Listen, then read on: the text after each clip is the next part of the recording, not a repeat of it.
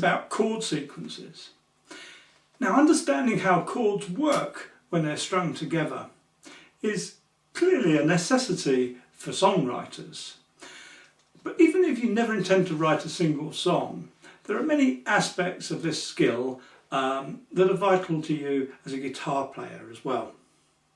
For example, if you're working in a band, it's a practical necessity to be able to work out chord sequences by ear, especially in a band where nobody hands you out written charts or notation of any kind, which in my experience means most bands. Also, a knowledge of or an understanding of chord sequences is a great asset to you when you're improvising. What it does is it enables you to anticipate what chord's coming next, and that means that you can phrase with a higher level of confidence.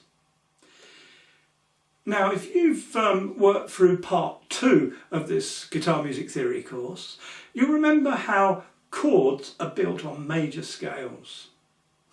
And what we did, we took the major scale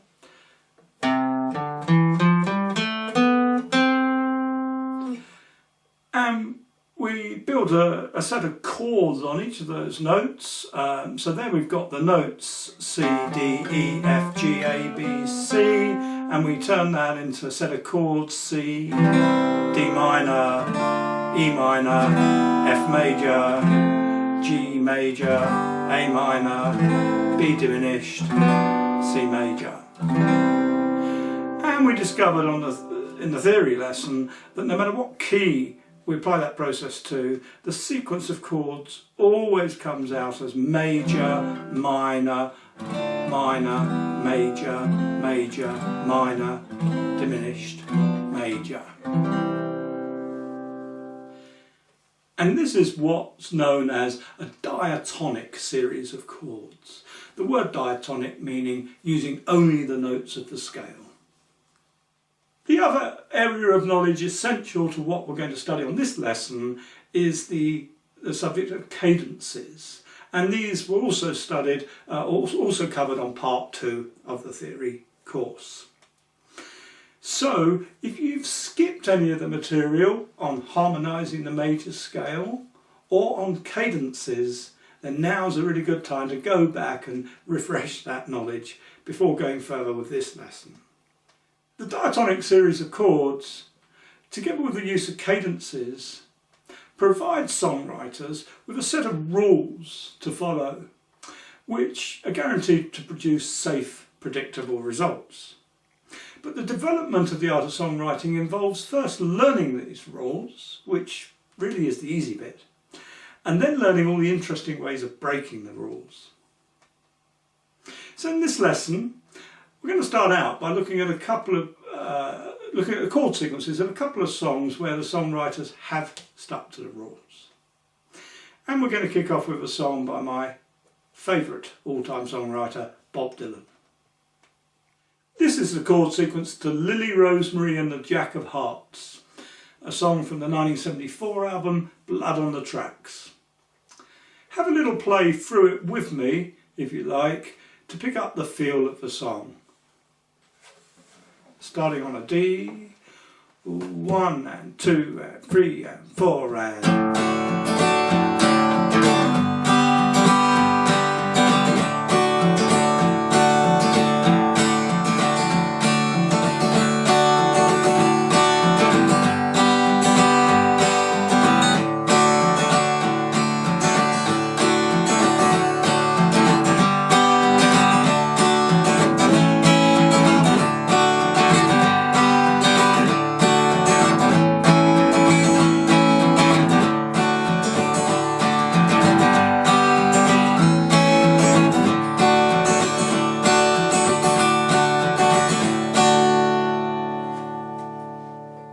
Now, I thought I would use this sequence to highlight a number of extremely commonly used ideas in popular songwriting.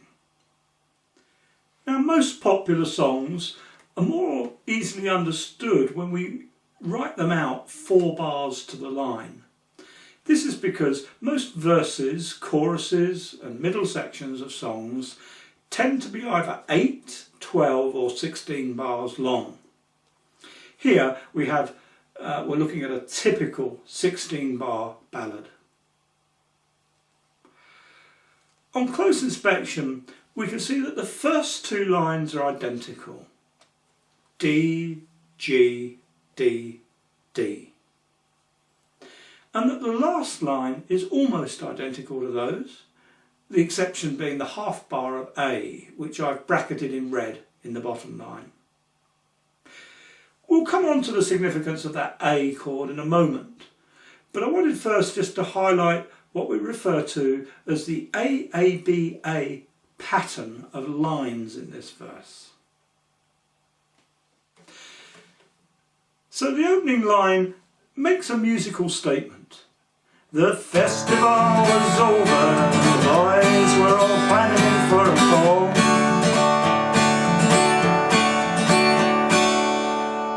Which is then reinforced by repetition in the next line. The cabaret was quiet now, sick were drilling in home.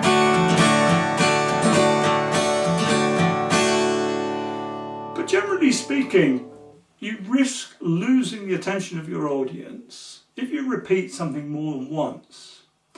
So the next line has to contrast that opening statement. And this it does in several ways. Firstly, it moves the opening chord of the line up to the fourth chord. The first two lines we've used the key chord, and that's the way you establish the key in the song. But the third line here, we've moved up to the fourth chord, the G in this case, and we say that this line is centred on the fourth. This is an extremely commonly used device for the contrasting line of a verse or section of a song. The festival was over, the boys were all planning for a ball. The cabaret was quiet, except for the drilling in the hall. The curfew has been lifted and the gambling will shut down. Anyone with any sense had already left town. Now the fourth chord is far and away, I think, the most popular choice for playing this sort of contrasting role. But a lot of songwriters also would have chosen the sixth chord there, the relative minor.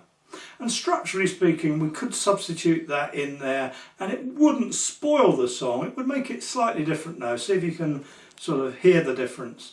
So at the moment we've got that contrasting line going up to G,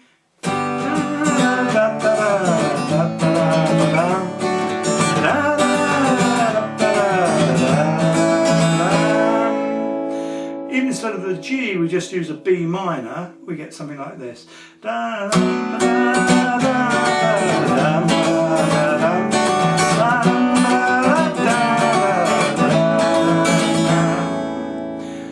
to sort of alter the melody slightly, and I think what it does is it has a slightly softening effect, using the minor instead of the major, and in this song that's probably not appropriate. Another way that the third line contrasts the first two lines is that the changes speed up. You can see that the first two lines chug along at a steady one chord per bar and even repeat the D in the fourth and eighth bars to keep the pace steadied.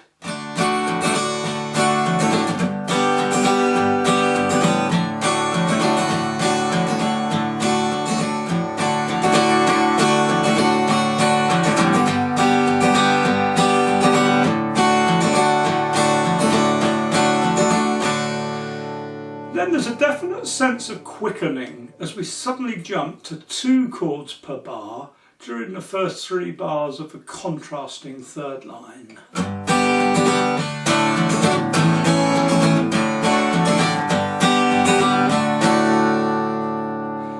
The last chord of the line, the A, being held, again just to apply a little breaking round the corner into the next verse.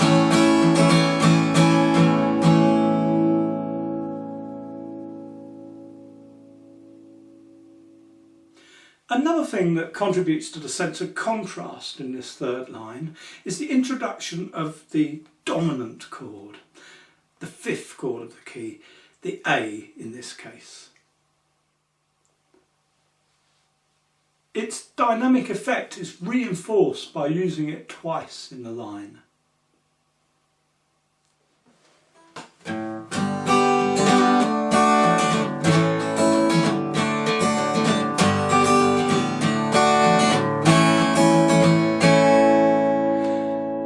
The final line then repeats the opening statement, but with an extra dominant chord thrown in, an extra A for half a bar, really just to give the thing a sense of completion.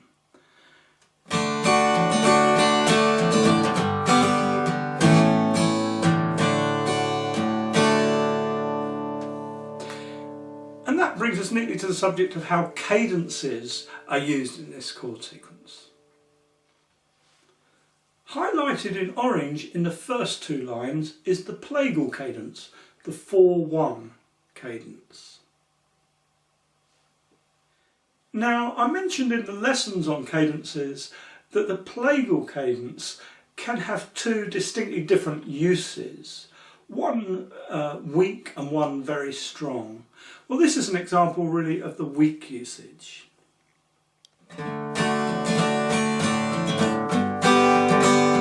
Here it is. It definitely helps establish an end of phrase.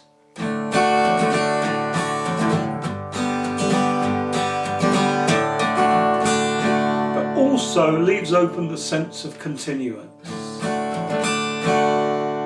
So that's used to control the flow of the song through those first two lines. Then in the strongly contrasting line 3, we get the authentic cadence. Here shown in red, paired with the half cadence, here shown in green. Really, the half cadence used at the end of the line has its sense of tension reinforced by the clever use of the authentic cadence immediately before it. See if you can hear what I mean. I might exaggerate it a bit.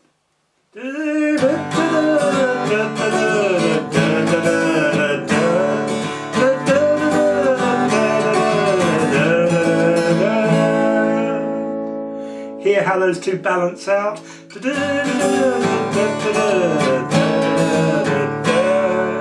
There's your authentic cadence closing off the statement. And then we get the contrast. And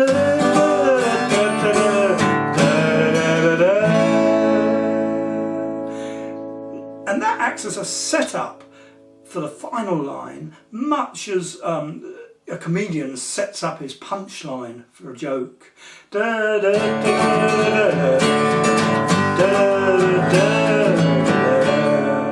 And there you can hear the effect of that final authentic cadence going from the A back to D. How essential that is to close off that whole section of the song, that whole verse. So really got three uses of the A chord there, all essentially supporting each other. You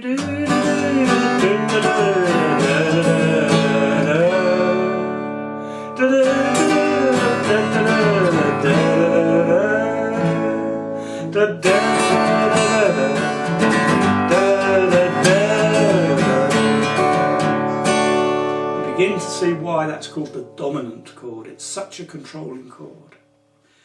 So that's one brief explanation of some of the nuts and bolts of this sequence. It would be well worth playing through that a few times yourself to get a feel for how the arrangement of the chords and the lines work together to help the sequence support the melody and the lyrics of the song. Now, from the toolbox right at the screen, you can access a printout of the chord sequence together with lyrics of the first few verses. So, to summarise what we've been looking at with this song, it's a fine example of a 16-bar sequence that uses the A-A-B-A format. That means one line A, repeating a contrasting line, B, and repeating the first line again, A, although we allow that there's a subtle difference in that final line. But generally speaking, A, B, A is what we use to refer to that type of format. It's also a fine example of a song that restricts itself just to the three primary chords, the 1, 4, 5 chords, in this case D, G and A. Now let's look at another diatonic chord sequence. We'll choose one of the last songs written by one of the great songwriting partnerships of all time, John Lennon and Paul McCartney. Here's the first line of Let It Be. You can see that as well as the primary chords, we're now in the key of C, so that's C, F and G in this case, we have an A minor chord making a brief appearance. So in this song we make the opening statement just with the very first bar, the first two chords, starting with C, 3, 4, to G. Very strong opening statement because we're going straight to the dominant chord. Followed by the A minor, which softens the effect, and then the F, which gives us a moderate sense of a line being half completed by setting up a plagal cadence to the start of the third bar. Let's just go through that again.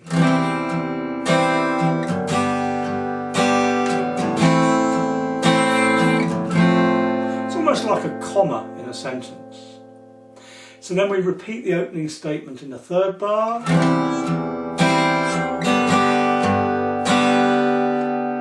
And then the final bar of the line, a plagal cadence in itself, nicely wraps up the line, leaving the ground completely clear to start all over again with the repeat of the whole line.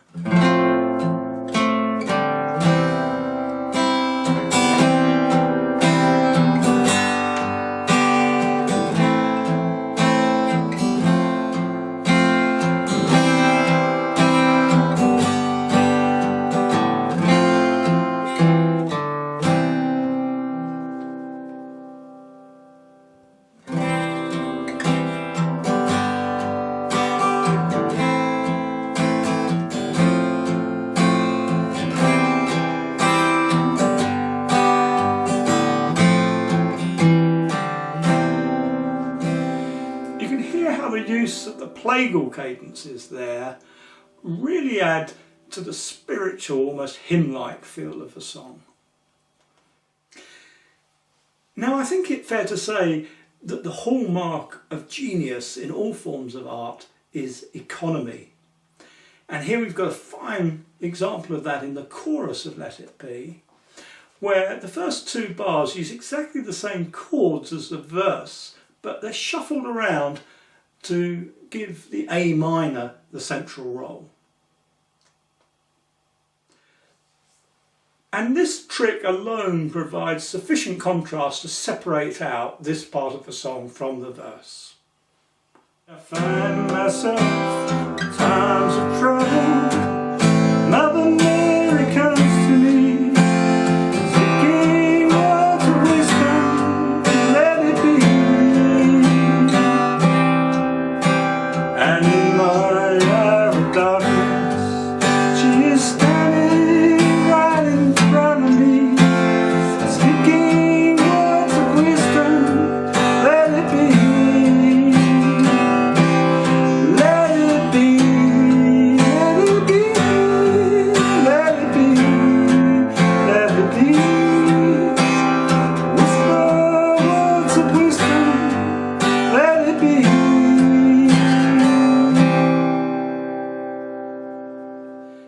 You may remember that I mentioned earlier that the sixth chord is probably the second most commonly used chord on which to centre the contrasting section of a song or a verse.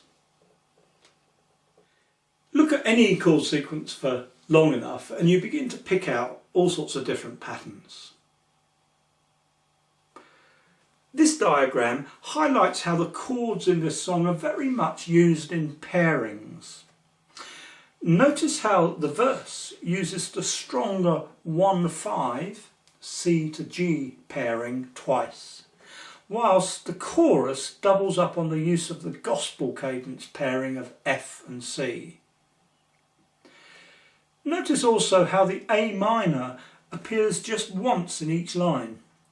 In the first line it is partnered with F, which has a kind of softening effect, whereas in the second line it is hooked up to the dominant chord G to help give a dramatic, strong opening to the chorus.